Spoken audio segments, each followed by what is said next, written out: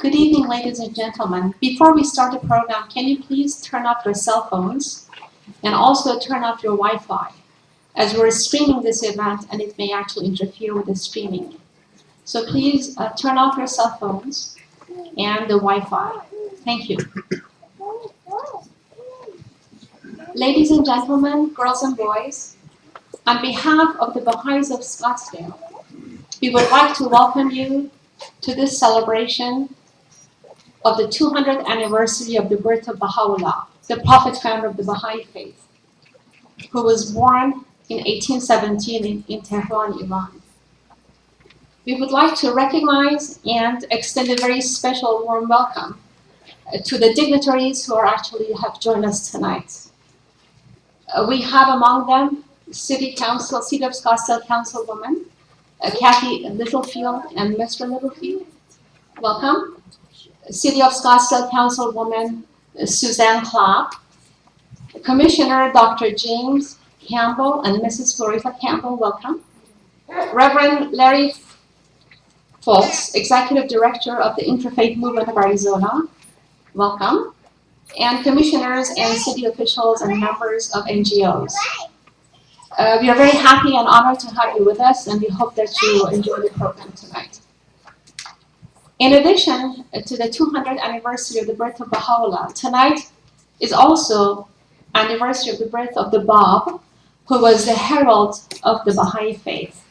He was born in 1819 in Shiraz, Iran, and in 2 years we will be celebrating the 200th anniversary of his birthday. It is no exaggeration to say that tonight's celebration is unprecedented in the sheer range and diversity of the people across this planet who are celebrating it. Millions of souls all over the world, from every race, religion, nationality, and class, representing thousands of indigenous tribes and ethnic groups, and residing in over 240 independent and dependent territories and islands, are reflecting upon the significance and the implication of the birth of Baha'u'llah tonight with us. The diversity of races and ethnicities of these people is so vast as to portend the fulfillment of the unity of the human race, which is the ultimate goal of Baha'u'llah's revelation. If you look at history, we can see that God, in his love for humanity, has always sent his emissaries, his messengers, those divine physicians who have come to us to bring us the stimulus that the humanity needs to advance to the next stage of its development. These social and spiritual visionaries came to provide the stimulus, and stimulus that would be appropriate for the stage of the development of the humanity. Each of them brought teachings that answered the urgent needs of the age that they lived in. And as the world now faces its most pressing challenges yet, we recognize Baha'u'llah, born 200 years ago, as the one whose teachings will usher in that long-promised time when all humanity will live side by side in peace and unity. Baha'u'llah said that every age of a human's development on this planet has its own problems and therefore requires its own solution. And he said that the solution and the remedy that humanity needs today to resolve its own problems, its specific problems of today, is a recognition of the oneness of mankind, oneness of humankind. Therefore, is the teaching of Baha'u'llah, around which all of his other teachings pivot. So that's the principal thinking of Baha'u'llah. This means that issues confronting humanity today, such as poverty, environmental pollution, lack of equality, and access to resources, can only be resolved if humanity sees itself as members of one family and as parts of an interdependent organic unity. Baha'u'llah wrote over 150 years ago. He said, "The evidences of discord and malice are apparent everywhere, though all were made for harmony and union." The great being said, "O well-beloved ones, the tabernacle of unity hath been raised. Regard ye not one another as strangers. Ye are the fruits of one tree and the leaves of one branch." Baha'u'llah endured over 40 years of persecution, exile, and imprisonment for uttering these words. He reached out to humanity with this message. He wrote letters to the monarchs of the time, during the age when few rulers governed most of the planet, proclaiming his station as a messenger of God and offering guidance to lead their people so that these rulers can lead their people with compassion and justice. His message was ignored by all but one monarch. That was Queen Victoria. However, it is sort of heartening to realize that today, quite a few of today's leaders who have sent congratulatory messages of appreciation to the Baha'i communities in their own countries, they have responded much more positively to the unifying message of Baha'u'llah. And we invite you to take a look at these messages that these leaders have sent to Baha'i communities across the world. The messages, the copies will be available in the exhibition room outside. So tonight we're actually very honored to be celebrating this occasion with you. And we have a wonderful program. We hope you can enjoy it as you will enjoy it. The program will include an opening prayer and musical performances. We will have an overview of the life and mission of Baha'u'llah. There will be performances also by children and the young people and junior youth, I suppose. And a number of videos. And at the end, there will be refreshments and fellowship. At this point, actually, I'd like to ask the first person who's going to be saying the prayer to come here and say the prayer. Thank you.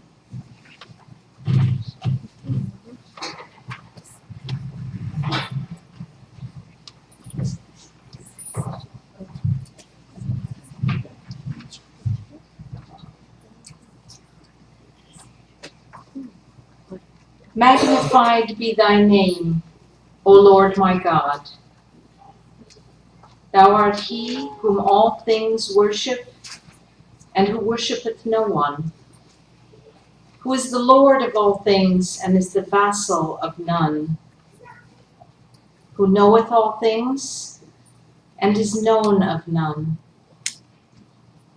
Thou didst wish to make thyself known unto men, therefore thou didst through a word of thy mouth bring creation into being, and fashion the universe. There is none other God except thee, the fashioner, the creator, the almighty, the most powerful.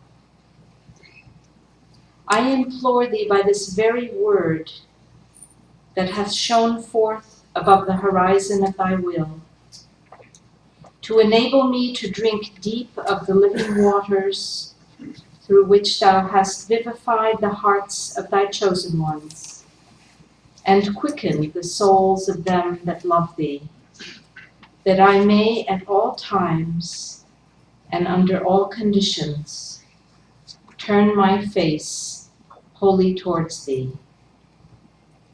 Thou art the God of power, of glory and bounty. No God is there beside thee, the supreme ruler, the all-glorious, the omnipotent. Bahaullah.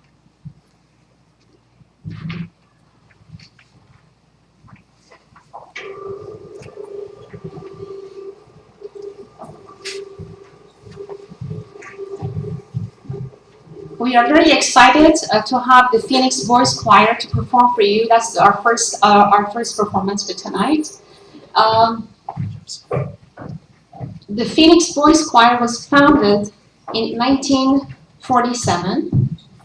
It has programs featuring training in voice, music theory, and performance for boys ages 7 to 14. The Phoenix Boys Choir, through educating boys in the art of singing and performing the finest music in the boy choir tradition, develops character, discipline, leadership, global awareness, and a strong commitment to excellence, thereby contributing to the greater Phoenix musical life and enhancing Arizona's cultural reputation nationally and internationally. Currently, there are approximately 125 young boys and men participating. In the year 2000, the choir was awarded a Grammy. Please join me in welcoming the Phoenix Boys Choir. We are very excited to have you.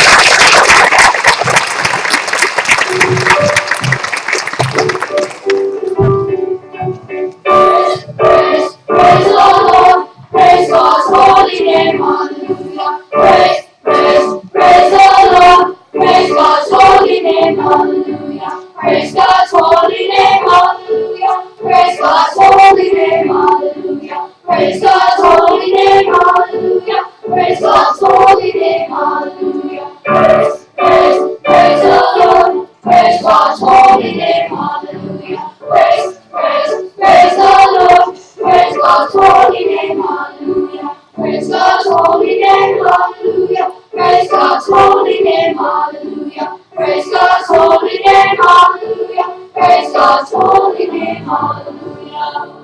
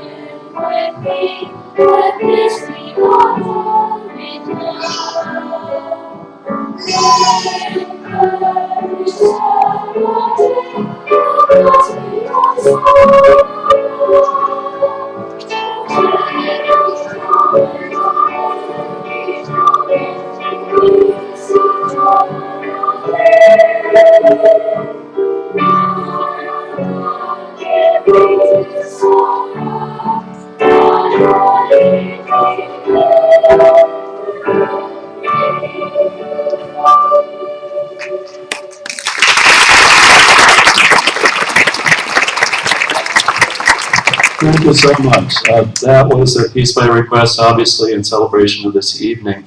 Thank you so much for your very, very kind invitation from the Baha'i community to the Boys Choir.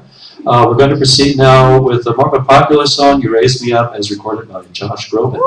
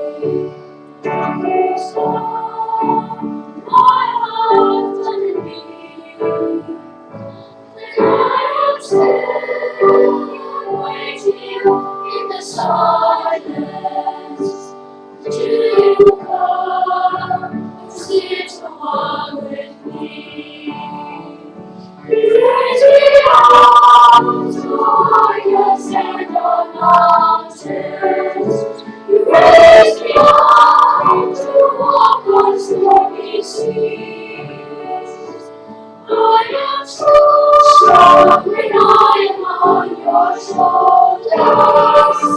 You raise me up to more than I can be.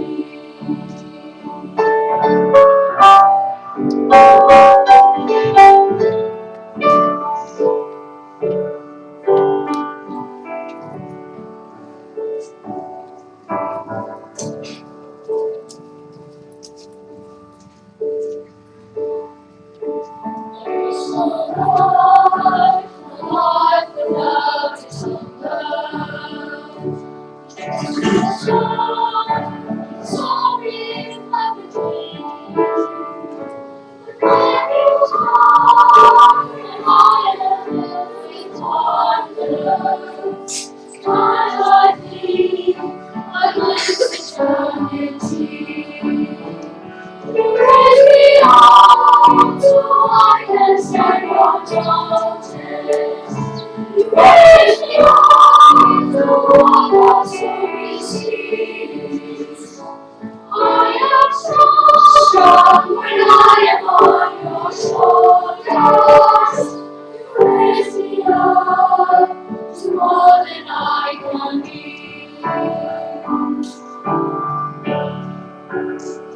You raise me up so I can stand on mountains. You raise me up to walk on stormy seas. I am strong when I am on your shoulders. You raise me up to more than I can be. You raise me up so I can stand on mountains. You raise me up to walk on stormy seas. I am strong when I am on your shoulders. You raise me up to more than I can be.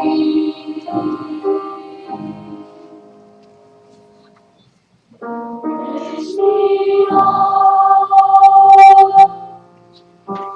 to more than I can be.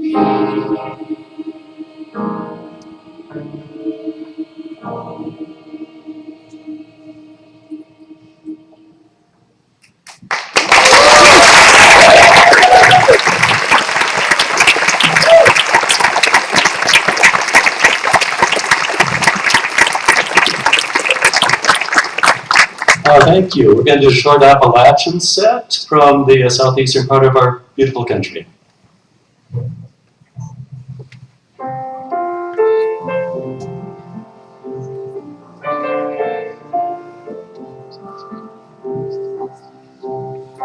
This morning they said you walk the field. I shall miss your bright eyes and sweet smile. For others you have taken the sunshine, but has brightened my pathway of mine. Come and sit by my side, till through the river, not used to bring me on to me but remember the red river valley, and the cowboy who loved you so true. Chicken on the best post, cat that Josie. Chicken on the best post, cat that Josie. Chicken on the best post, cat that Josie. Hello, Susan Brownie. Chicken on the best post, cat that Josie. Chicken on the best post, cat that Josie. Chicken on the best post, cat that Josie. Hello, Susan. Hello, Susan. Hello, Susan Brownie.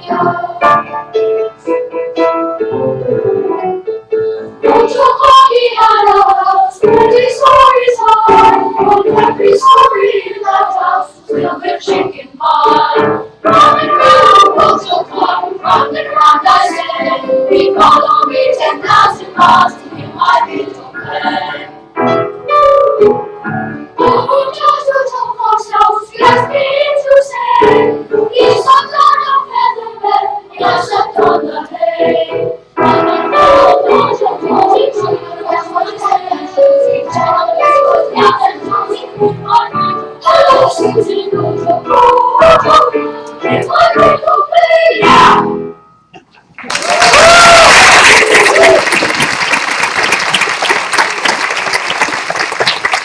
Thank you so much. We're going to end our first set with a musical piece from a Broadway musical, Gonna Build a Mountain, which is from what musical, Miss Mortimer? And she was at the premiere of that musical, and that was what year? Okay.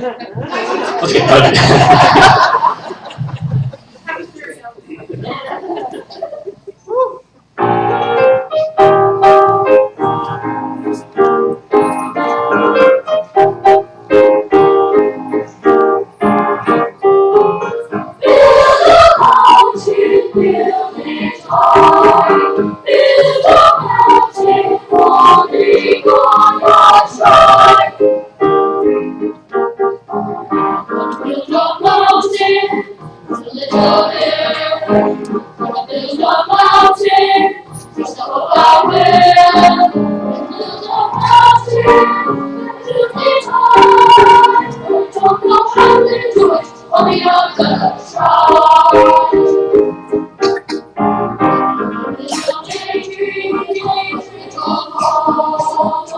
Push that daydream of the soul. Daydream, see it through. Gonna make a book true. Build a mountain, build it high. Build a mountain, only gonna try.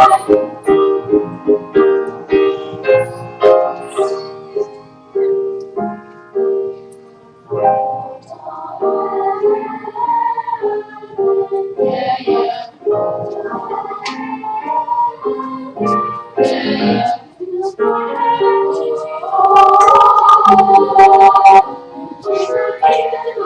Everyone be waiting now. Reaching out, build a mountain. Let's go there. Let's mountain. Step up our way. Build a mountain. Let's see it all. Don't know how to do it, only I'm gonna try.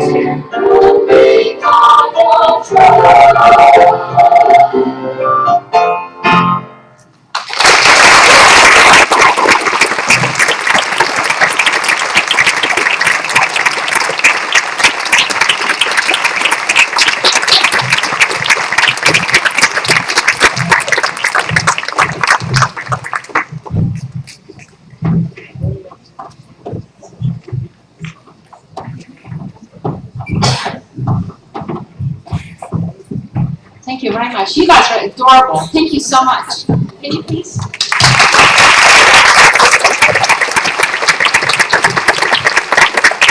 We're going to be back a little bit later in the program. At this time, I would like to introduce Councilwoman Mrs. Suzanne Clapp, who's going to be sharing a few thoughts with us. Please help me welcome Mrs. Clapp.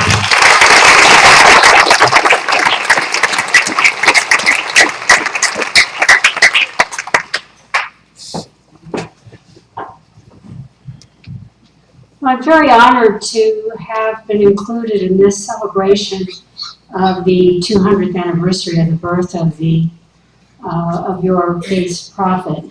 Certainly must be a great holy day for you. And I appreciate being here on behalf of the city of Scottsdale. So on behalf of the mayor and the council, we send you our best wishes and also our hope that this celebration is embraced throughout the city with greater understanding and harmony. You're known for building and serving community, goals that we all share. So for me, it's a great opportunity to participate in a gathering of this faith today and to be able to better understand the beliefs that you hold, which I believe are held by many of us throughout the community. Your efforts to engage in interfaith activities has strengthened bonds in Scottsdale in particular. Scottsdale is a Golden Rule city, and as a person of the Christian faith, I believe in the Golden Rule myself, but it's not lost on me that you have a similar belief which says, "Blessed is he who prefereth his brother before himself." So with that thought in mind, my day is richer because I can be here with you today, and I thank you for including me.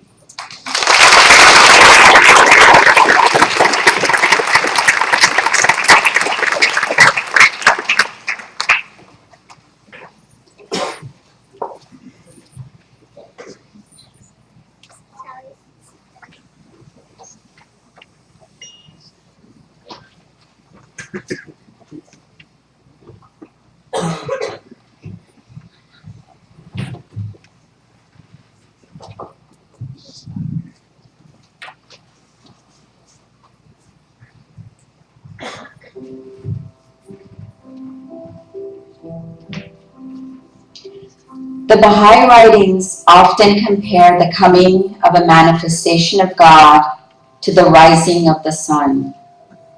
The appearance of God's messenger is like the start of each new day, when the sun's rays release energy into the world, shedding light on all things and allowing the eye to see what was obscure in the darkness of night. Throughout history, God has revealed himself to humanity through a series of divine messengers, each of whom has founded a great religion.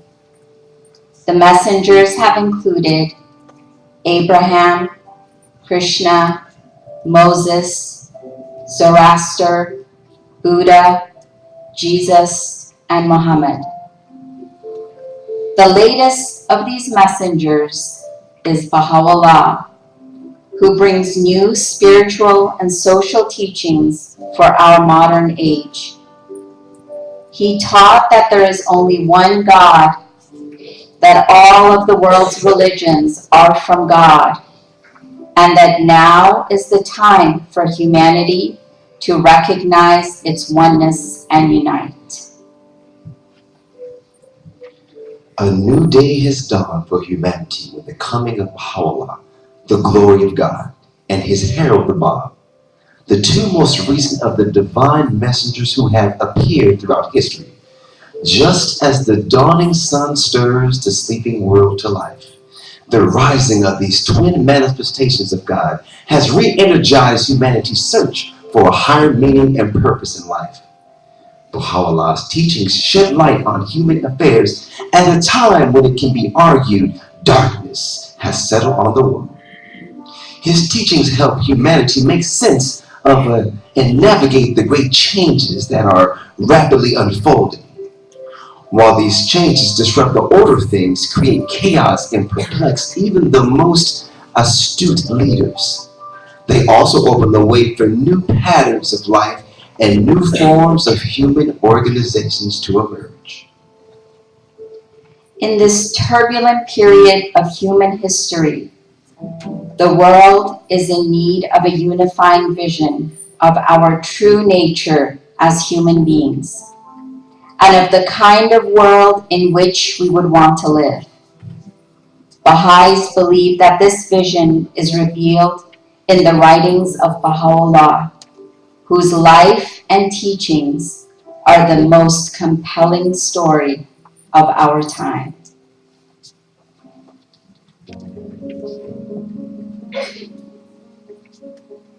One way to think about history is to see the human race advancing from stage to stage to stage.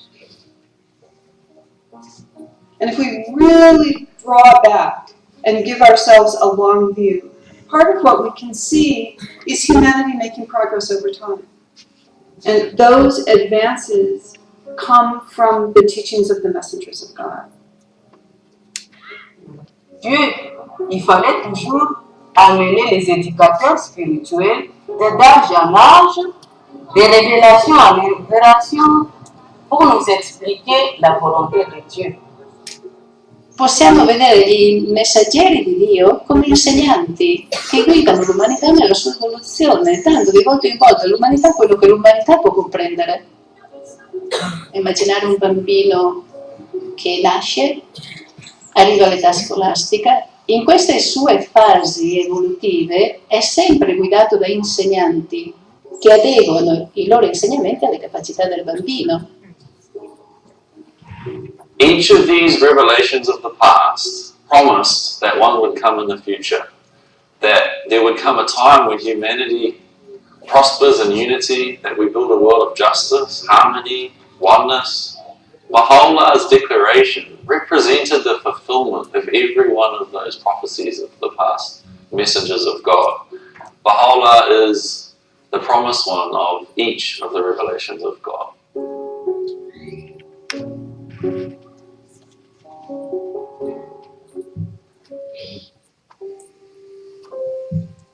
Baha'u'llah delivered a new revelation from God. His mission was to spiritually reawaken humanity and unite all of the people of the world. Baha'u'llah teaches from the basis of the Baha'i Faith and offer a vision of infinite hope and healing. My object is none other than to the betterment of the world and the tranquility of its people, wrote Baha'u'llah. From his noble purpose, he endured a life of persecution, imprisonment, torture, and exile.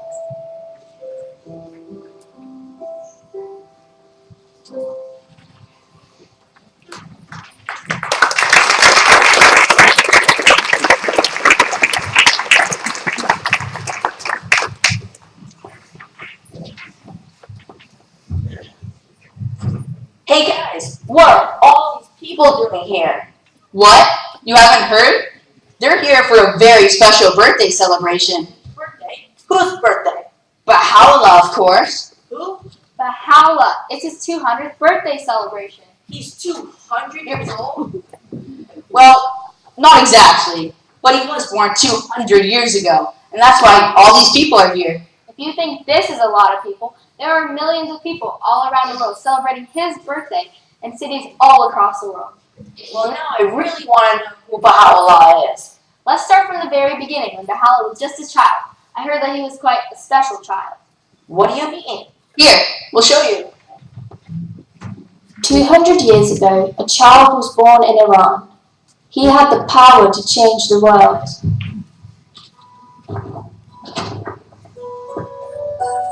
One night, his father had a dream. In his dream, he saw an ocean stretching out in every direction, as far as the eye could see. In the center of the ocean swam his son, strong and peaceful, with his long jet black hair floating on top of the waves. His body seemed to glow with light, attracting fish from every direction. As the fish gathered around him, each clung tightly to one of his hairs. But the fish did not bother the boy. He swam freely wherever he wished, while the fascinated fish swam with him. When his father awoke, he remembered the dream clearly. It seemed strange, yet wonderful, as some dreams do. But what did it mean? He would need to call on a wise man who understood the language of dreams.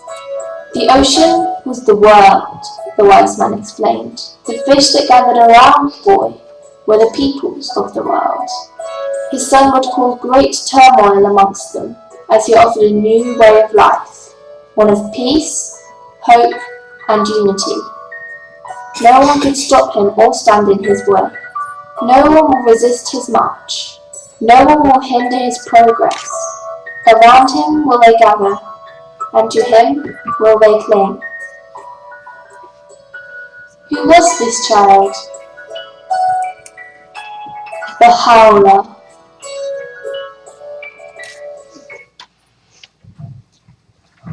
Wow, Baha'u'llah's father must have really freaked out when he woke up from that dream.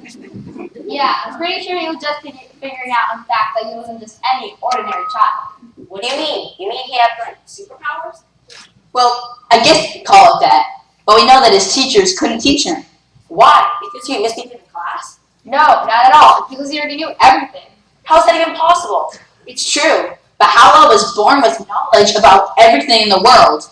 He knew so much more than his own teachers that there was nothing left for them to teach him. Tell me more. What else was Baha'u'llah like? He came from a very rich, noble family. So he must have had everything he ever wanted. I guess we didn't need to get him anything for his birthday. He did have everything he wanted, but he basically just gave it all up. What? Why? Well, apparently, bringing peace and unity to the world is a lot of work. So, you know, you give up all that other stuff. Should I have brought a present? I didn't bring a present. No. He gave up everything after peace, and I didn't even get him anything for his birthday. Where'd you get something 200 years old anyway? Well, you get him all the things he asked you to get him, of course. I don't remember him asking me for anything. Yes, it's all for something. He asked us to work hard for peace, justice, and equality. He asked us to show loving kindness to all who cross our paths. Oh, I get it. To maybe treat others how I want to be treated myself. Yeah, you get where we're going with this? I do, and I don't. I can be nice to people, and I want to treat others how I want to be treated myself. But how do we bring change to the world? That doesn't seem so easy to do. That's what politicians and stuff do. Of course you can change the world. We can all change the world if we work together. We start by serving our communities. This makes us better people. And as we transform, our community transforms. And then the whole world transforms. One by one, if we all do our part, we will make a difference in the world. Well, I think Baha'u'llah knew what he was talking about. Because if the world needs unity, there's no better time for it than now. I'm definitely going to do my part. And the best thing is, we're all in this together. We all have a part, whether large or small. And we will make the world a better place.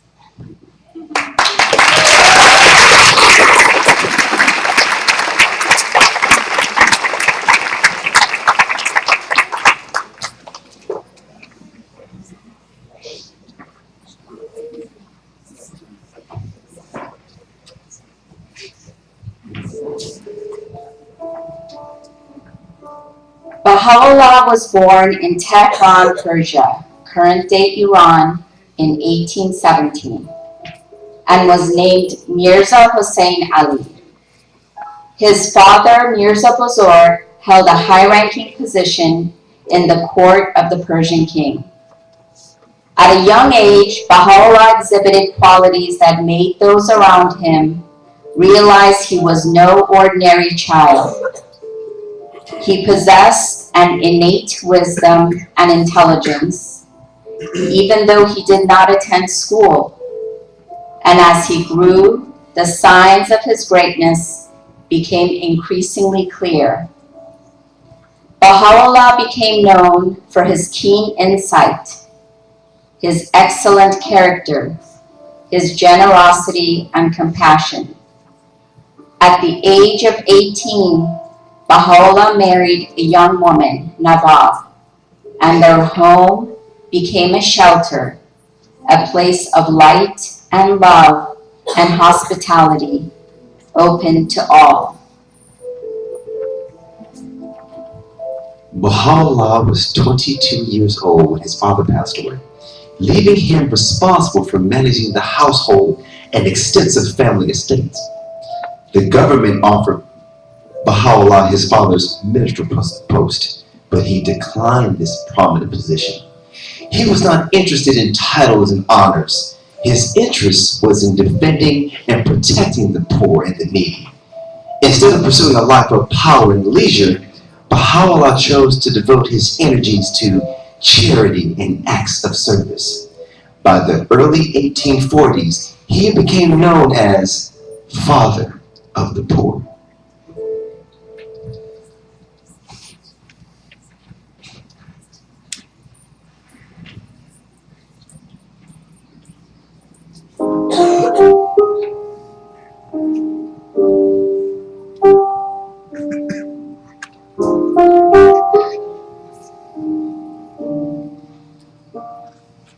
Abdul-Baha speaks of Baha'u'llah as most generous, abundantly giving to the poor. None who came to him were turned away. His doors were open wide, and he always had many guests. This generosity astounded people because he wasn't seeking position or prominence. People were worried that Baha'u'llah would use all his wealth on others. Some would say, why isn't he using this money for his own affairs? Others, who were wise, said, this personage is connected with another world. There is something sublime within him that is not evident now. The day is coming when it shall be manifested. Abdul-Baha said, in truth, the Blessed Perfection was a refuge for every weak one, a shelter for every fearing one, kind to every indignant one, and lenient and loving to all creatures.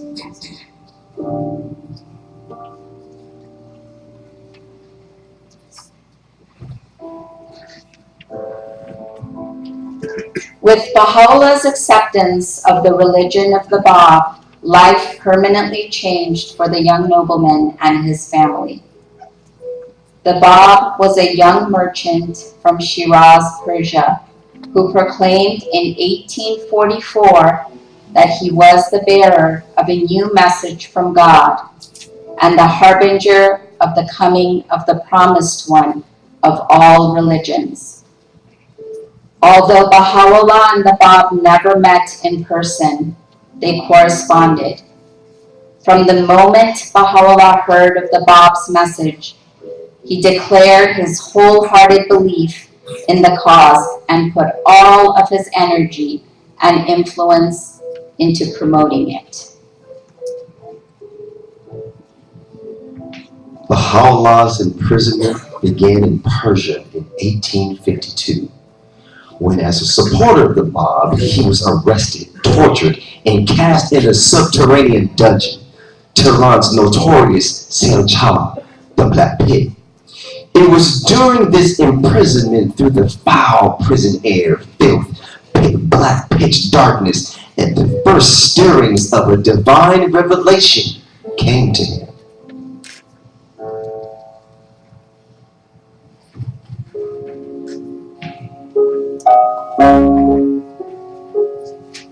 Baha'u'llah was imprisoned for 4 months in Tehran. The name of the prison was called Siacha, which means black pit. It was originally a reservoir of water, but was now being used as an underground dungeon where all the worst criminals were sent. For Baha'u'llah to reach the prison, he had to go down a dark passageway, and then through 3 flights of stairs. It was icy cold, there were no windows, there was a horrible smell. Nearly 150 criminals were crowded in this dungeon. There was dirt and filth all over the floor. Rats and bugs were crawling everywhere. Under these horrible conditions, Baha'u'llah and several Babis were imprisoned. Their feet were in stocks, and they were all huddled together. Baha'u'llah taught the Babis several verses, which they chanted. One row would chant, God is sufficient unto me. He verily is the all-sufficing. Then the other row would reply, in him let the trusting trust. Their voices could be heard in the early morning above ground, chanting these holy verses.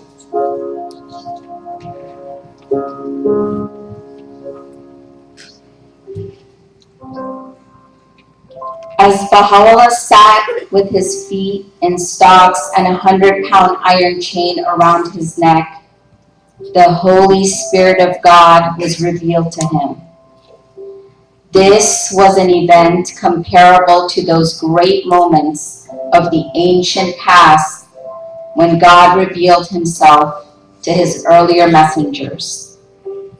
When Moses stood before the burning bush, when the Buddha received enlightenment under the Bodhi tree, when the Holy Spirit in the form of a dove descended upon Jesus, and when the angel Gabriel appeared to Muhammad. In his writings, Baha'u'llah later described the experience and the essence of God's revelation coming through him. The breezes of the all-glorious will waft over me and taught me the knowledge of all that hath been. This thing is not from me, but from one who is almighty and all-knowing. He bade me lift up my voice between heaven and earth. During these days, I laid in prison in Tehran. Through the galing weight of the chains and the stench-filled air allowed me but little sleep. Still, in those infrequent moments of slumber, I felt as if something flowed from the crown of my head over my breast, even as a mighty torrent that precipitated itself upon the earth from the summit of a lofty mountain. Every limb of my body would, as a result, be set on fire. At such moments, my tongue recited what no man could bear to hear. Upon his release from the black pit, Baha'u'llah was banished from his homeland in what began 40 years of exile, the remainder of his earthly life. He publicly announced his mission as God's messenger in 1863.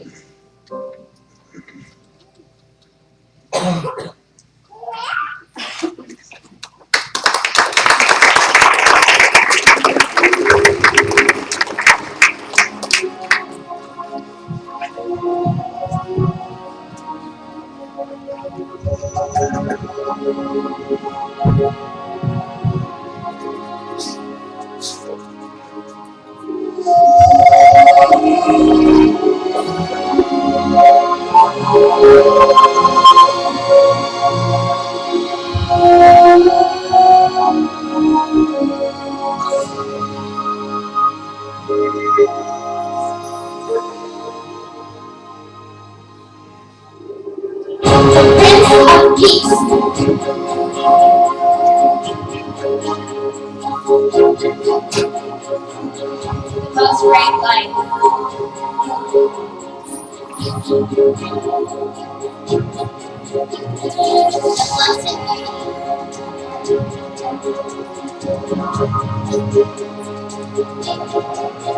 The most great name.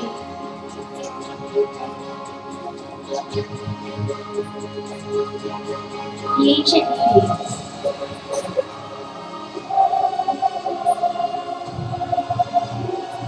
The most great ocean.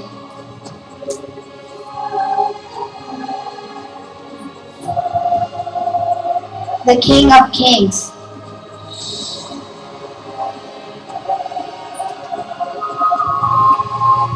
The glorious beauty.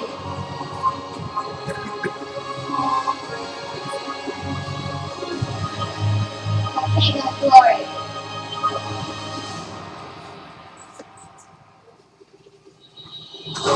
The supreme heaven.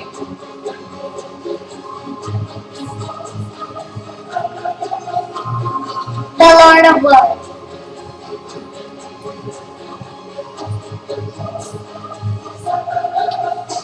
The great announcement.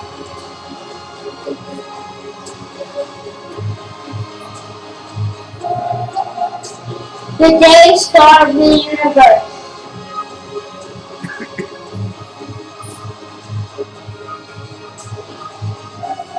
The glory of God.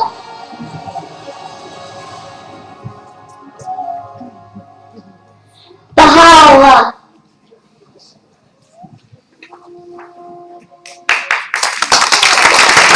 So powerful is the light of unity that it can illuminate the whole earth.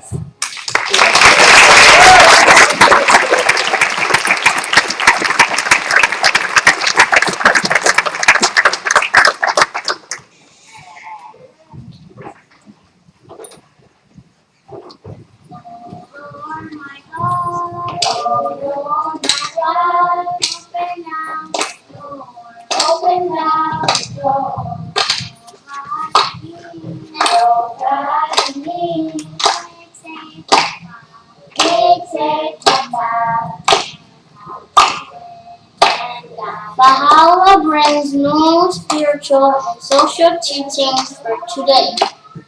He taught us that there are only one God and all the religions are from God.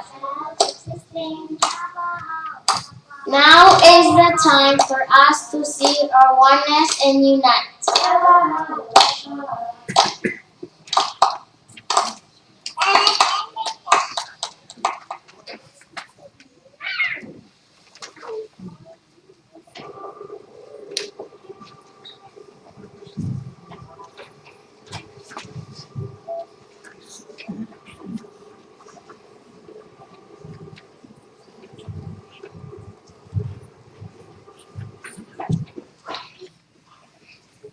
At this point, we'd like to introduce Mr. Safa Shahidi, who will be playing some piano pieces for us. Mr. Safa Katefur Shahidi was born in Tehran, Iran. He started playing the piano from early childhood, and subsequently he received training and obtained various certificates and degrees in music from a variety of institutions, such as the Trinity College of London. He also participated in master courses of piano held by various renowned piano teachers both in Iran and Vienna, Austria.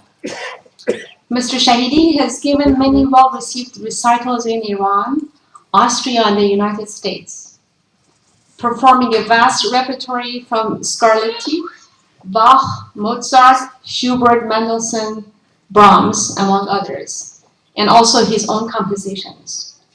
In 2003, he formed a two-piano ensemble with a well-known Iranian pianist, performing, among other things, many of the important two-piano pieces and various piano arrangements.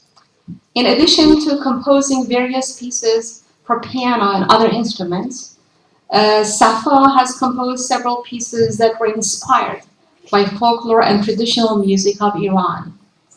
In his works, we can find oriental intervals, rhythms, and melodies conveyed within the framework of Western classical music, which creates a blend of sounds bringing East and West cultures together.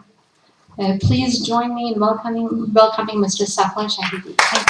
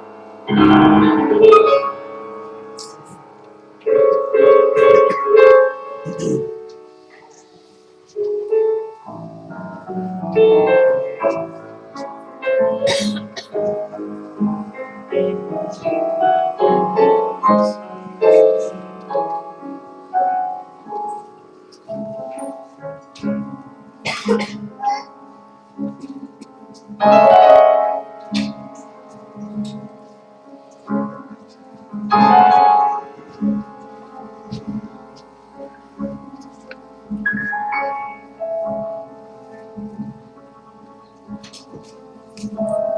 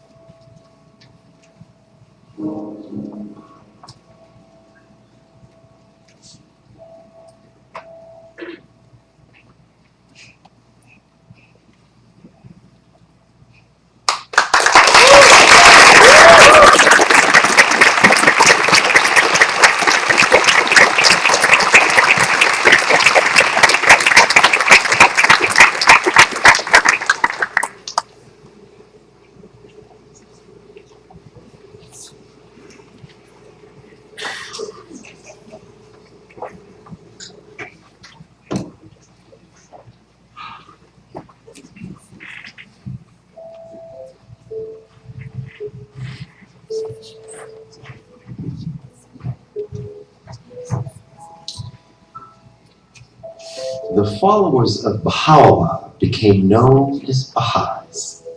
As these followers multiplied, attracted by his magnetic character and deeply spiritual teachings, Baha'u'llah was further exiled. He was sentenced to imprisonment in the harshest penal colony in the Ottoman Empire, the ancient city of Akka, located in what is now Israel. The foul climate, lack of fresh water, and vermin-infested buildings made life in Akka one of the most severe punishments possible. Baha'u'llah arrived there in 1868, along with 70 of his family members and followers. It was in Akka that Baha'u'llah wrote some of his most important works, addressing the kings and rulers of his day, and revealing the laws and principles that would lead humanity into an era of universal peace. Baha'u'llah's world-changing teachings greatly challenged authority. In 1867, whilst a prisoner of the Ottoman Empire, Baha'u'llah wrote a series of letters to the world leaders of his time, addressing, among others, Emperor Napoleon III of France, Tsar Alexander II of Russia, Persian ruler Nasruddin Shah, and Queen Victoria. In these letters, Baha'u'llah spoke of the dawn of a new age. But first, he warned, there will be catastrophic upheavals in the world's political and social order. To pave the way, he urged the world's leaders to pursue justice, end slavery and oppression, lay down their weapons, and come together to establish a long-lasting peace. However, these rulers mostly ignored Baha'u'llah's letters. The king of Persia, Nasruddin Shah, was so insulted by receiving this letter that he ordered the young messenger to be killed. A 17-year-old boy who had travelled a long way in dangerous circumstances to deliver it. As Baha'u'llah prophesied, all their reigns came to abrupt and ugly ends, all except Queen Victoria, who was more positive than the other rulers towards the letter, and whom Baha'u'llah praised for abolishing the slave trade and for taking significant strides to make the British voting system more fair and representative. Many years later, in 1926, one of Queen Victoria's granddaughters, Queen Marie of Romania, actually accepted Baha'u'llah's teachings and became the first member of a royal family to become a Baha'i. Queen Marie wrote these words in an open letter. The Baha'i teaching brings peace and understanding. It's like a wide embrace, gathering together all those who have long searched for words of hope. It accepts great prophets gone before. It destroys no other creeds and leaves all doors open. Saddened by the continual strife among believers of many confessions, and wearied by their intolerance towards one another, are discovered in the Baha'i teaching. Unity instead of strife, hope instead of condemnation, love instead of hate, and a great reassurance for all men.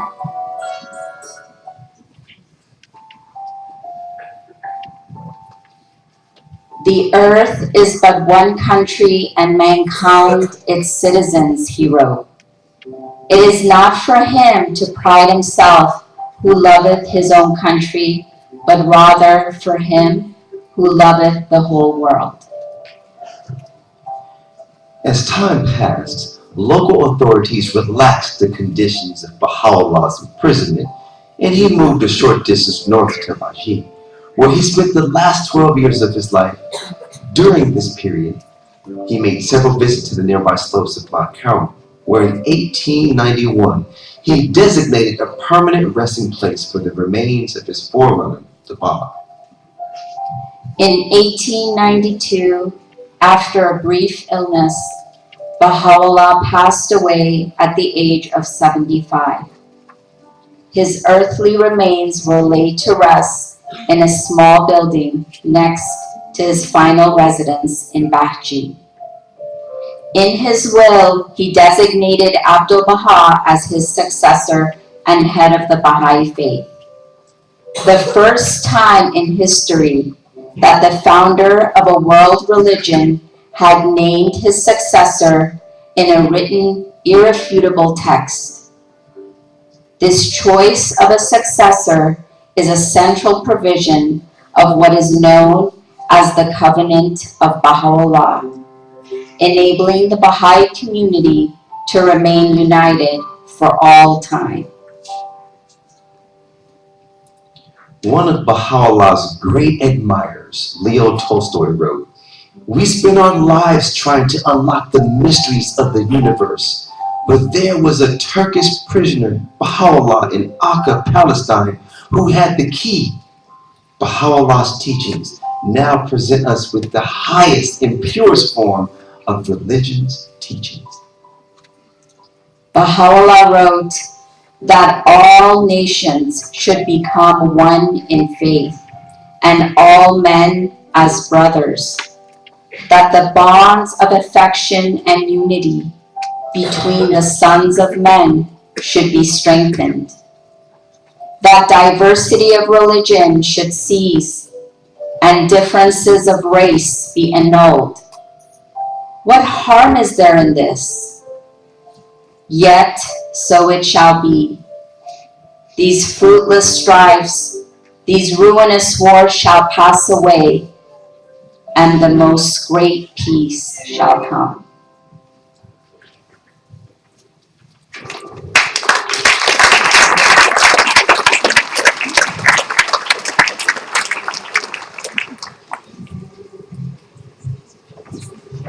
We would like to welcome back the Phoenix Voice Choir. Please join me in welcoming them again.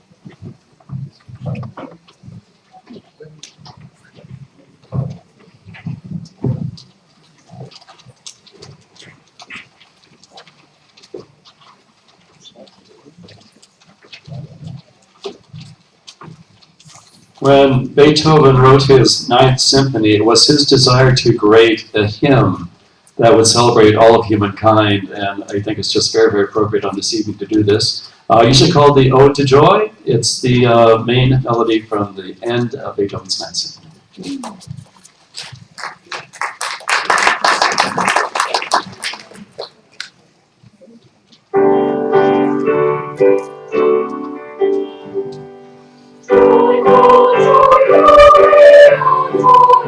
God of glory, Lord.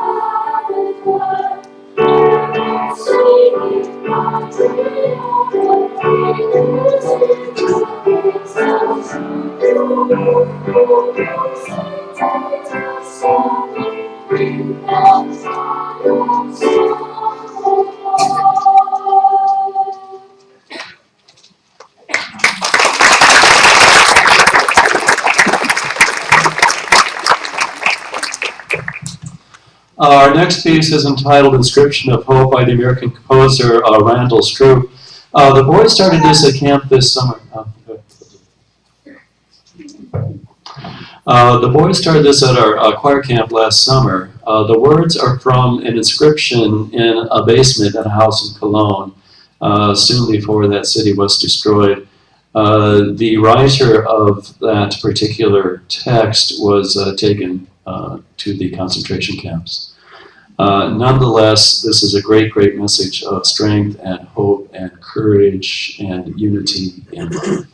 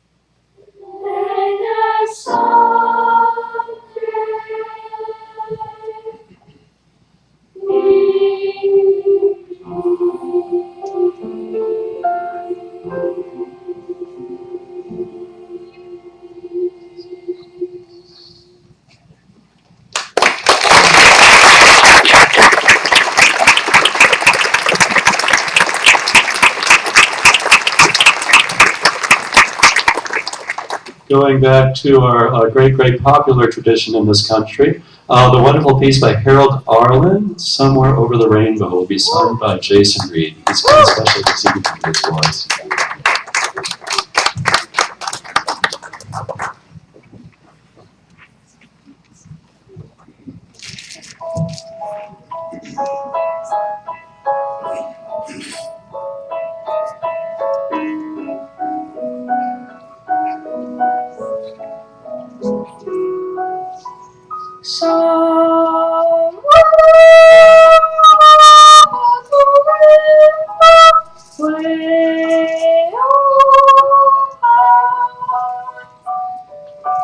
There's a land that I heard once in a lullaby.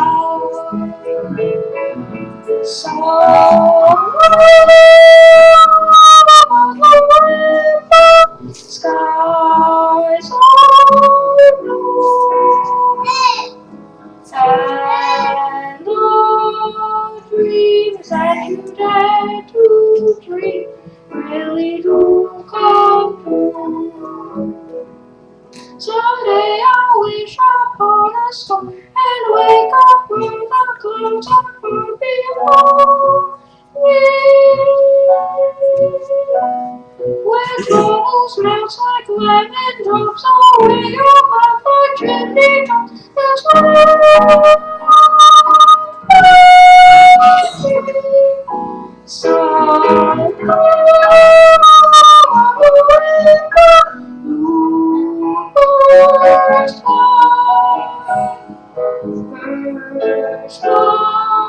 over the rainbow, why then oh I could die.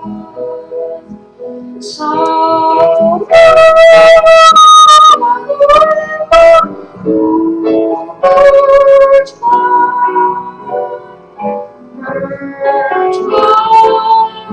over the rainbow, why then oh I could die. If happy little bluebirds fly beyond the rainbow, why do I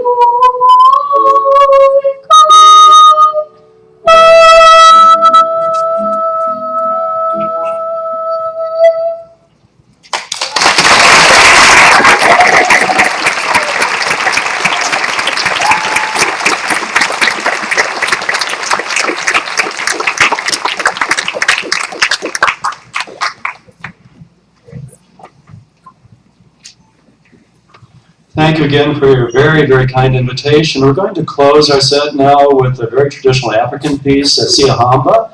It's really quite popular these days, appearing in a lot of hymnals. If you want to sing along, you can go ahead. I'd be remiss if I didn't introduce our wonderful accompanist of the last 10 years with the voice choir, Ms. Flora Mogerman.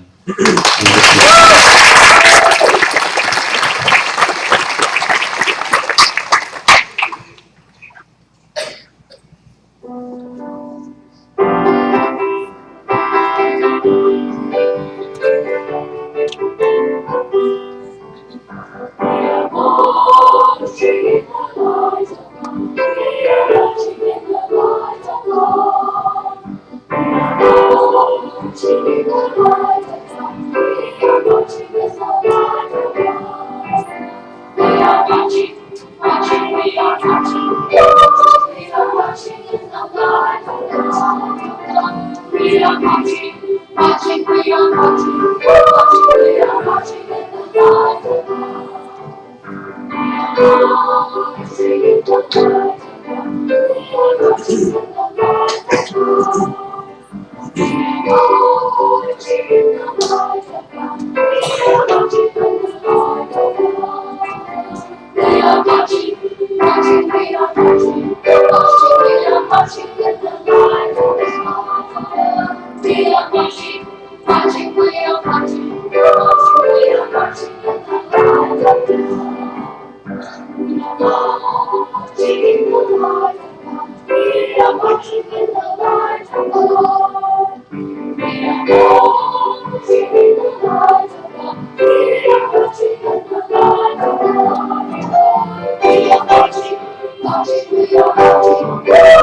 are marching are marching, marching, we are marching, marching, we are marching in the Lord.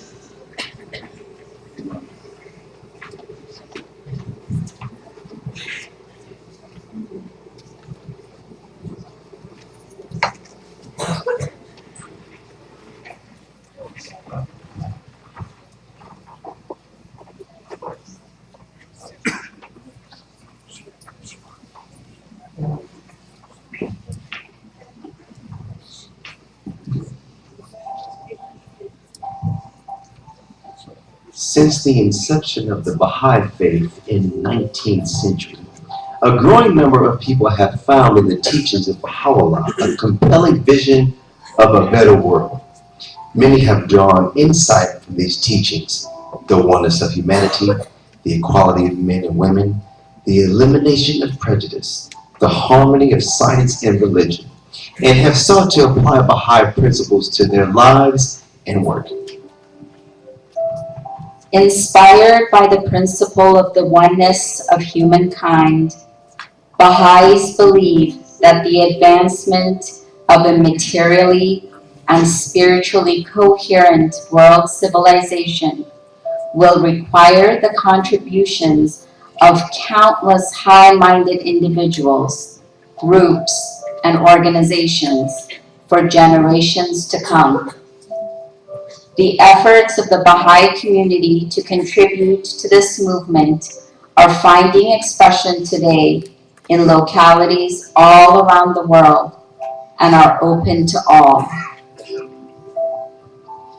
At the heart of Baha'i endeavors is a long-term process of community building that seeks to develop patterns of life and social structures founded on the oneness of humanity.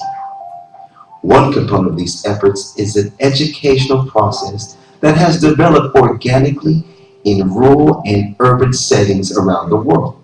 Spaces are created for children, youth, and adults to explore spiritual concepts and gain capacity to apply them to their own social environments.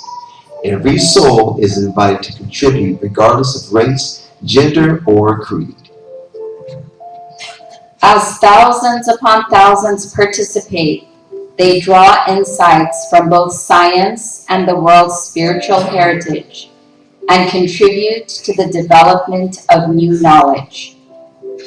Over time, capacities for service are being cultivated in diverse settings around the world and are giving rise to individual initiatives and increasingly complex collective action for the betterment of society. Transformation of the individual and transformation of the community unfold simultaneously. Beyond efforts to learn about community building at grassroots, Baha'is engage in various forms of social action, through which they strive to apply spiritual principles to efforts to further material progress in diverse settings. Baha'i institutes and agencies, as well as individuals and organizations, also participate in the prevalent discourses of their societies in diverse spaces, from academic and professional settings to national and international forums, all with the aim of contributing to the advancement of society. As they carry out this work, Baha'is are conscious that to uphold high ideals is not the same as embodying them. The Baha'i community recognizes that many challenges lie ahead as it works shoulder to shoulder with others for unity and justice. It is committed to the long-term process of learning through action that this task entails, with the conviction that religion has a vital role to play in society and a unique power to release the potential of individuals, communities, and institutions.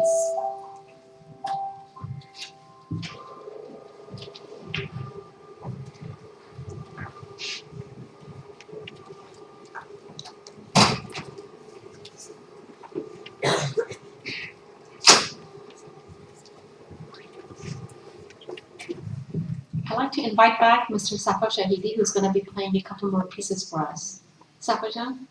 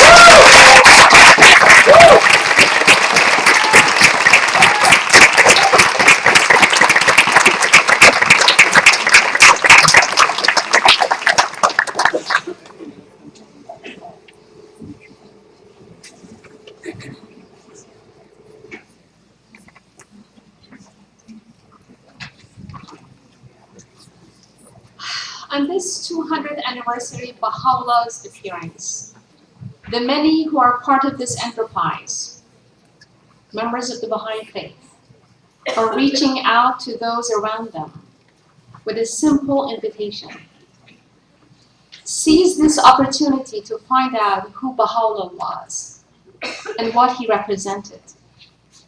Put to the test the remedy he has prescribed. His coming offers sure proof that the human race, threatened by numerous perils, has not been forgotten by its God. Well, ladies and gentlemen, this concludes tonight's program.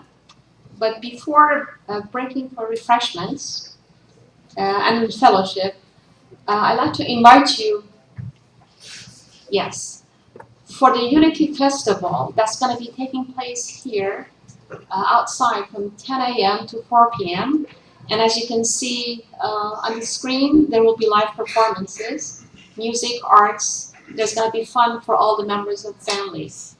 And again, you can read that, bounce house, displays, etc., etc. And I also like to say that the outside of this room, there will be an exhibition room if you would like to go and visit the exhibition room. And that if you have any questions about the Baha'i Faith or you want to get more information, there will be people with badges, wearing badges that says, "Ask me about the Baha'i Faith." You're welcome to ask them questions, or actually anybody else that you find around you.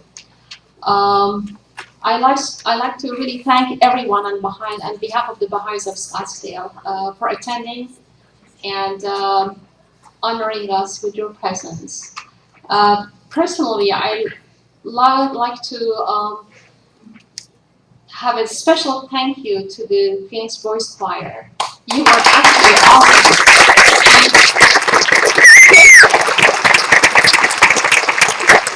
The choices of pieces that you actually sang couldn't have been more apt for this occasion. You are adorable. I love you. I mean, it was just incredible. Every single piece that you played. Your parents must be very, very proud of you.